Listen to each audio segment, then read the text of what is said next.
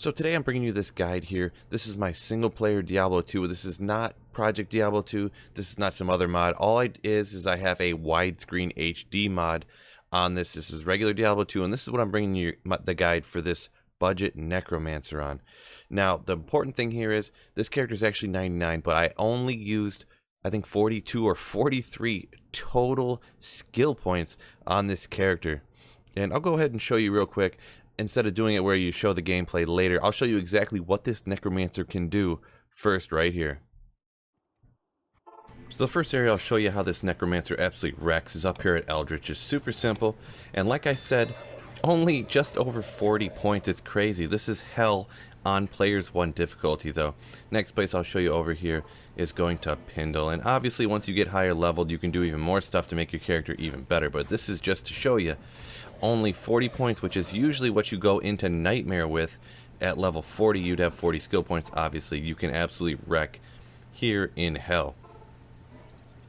Now I'll move on to here. Another popular place for the Necromancer to farm is the pits, and you can find absolutely every single item in the game down here in the pits, and this is crazy to be just in hell difficulty with such a low level character and such few skill points to be absolutely wrecking here. And obviously the gear is absolutely budget as well.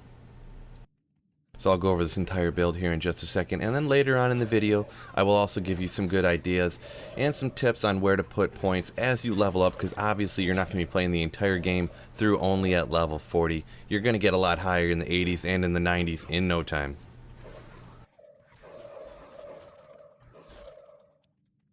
So yeah, just with 40 points, so in other words, you could technically be level 40 with this character and be running through hell, magic finding and farming.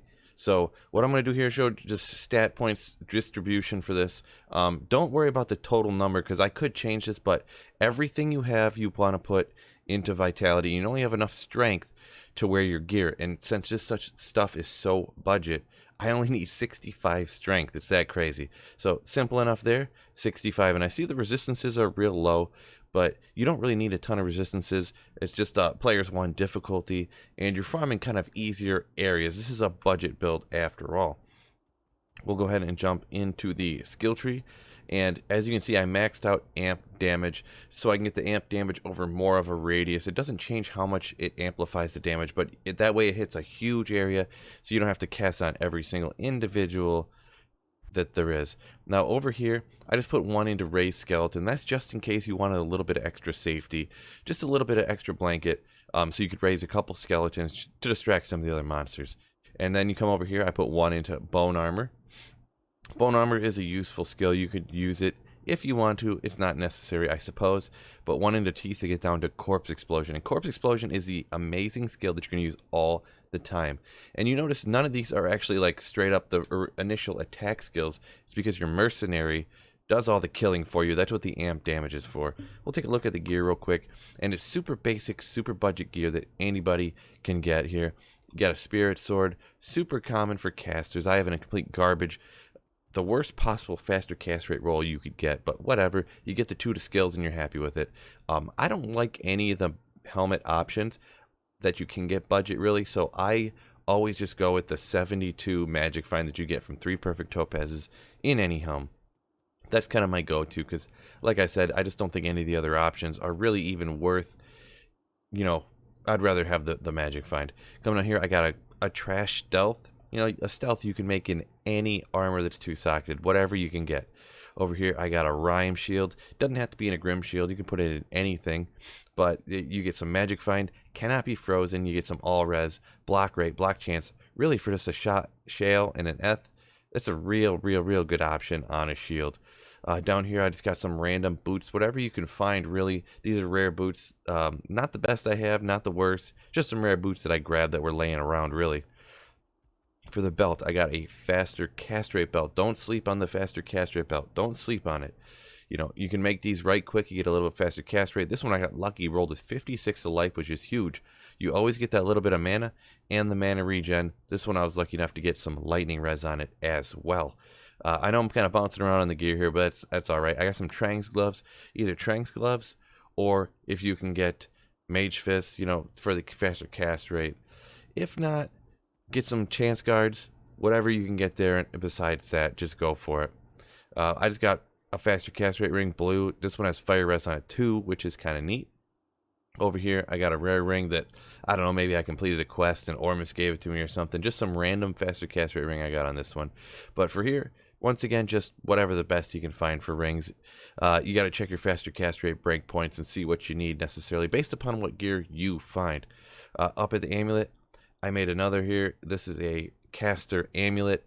The martial arts skills are worthless to me. I just have it for the mana regen, and the faster cast rate. And actually an important part of this build to reposition your mercenary and the skeletons, get yourself a teleport staff on Switch, because you don't have teleport, you don't have enigma, you're not a sorceress. This way you can teleport over and get your mercenary in the spot where you need it. And since we're talking about the mercenary is very, very important to this build because it does the killing for you. When you look at the mercenary's gear, you're going to want to get yourself an insight and hopefully in a better base, because then he'll kill the initial monster faster that you can start using the corpse explosion on. So getting an insight, because it's so cheap, you know, Raltier, Tal Soul, with a huge amount of enhanced damage, that 256, not to mention you get the meditation aura, that will help out your mana recovery. And it's actually kind of important here too to get the treachery. That increased attack speed on this will boost up the damage per second on your mercenary like crazy. Not to mention you get the fade, which will help the survivability on your mercenary when it eventually does happen. And up here, a pretty standard budget option here for a mercenary, the Tal's Mask, because it has the life, the resistance, and of course 10% life leech, which is pretty massive. So I do also want to mention, of course, you're going to be playing past level 40. This is a super mega ultra budget build I did with only 42 skill points I think I used into making that build, and I'm just doing that to show you how amazing this can be in hell, just to wreck everything. But when you get more points, this is kind of some other options of where you're going to want to put points to supplement the build, because really corpse explosion by itself is so amazing. You can melt things, but there's other things you can do to really help out your character. So we'll look at here poison and bone, and this is a end game necromancer with I'm level 92 on this one, I believe. So I got a lot of other stuff, and this currently is a poison necro. This is one option for where you can put future points. Right here I have poison nova. This one is maxed out. I have way better gear too, so you can see it's all the way up to 41, but I maxed out poison nova and the two synergies you see down there, poison explosion and poison dagger.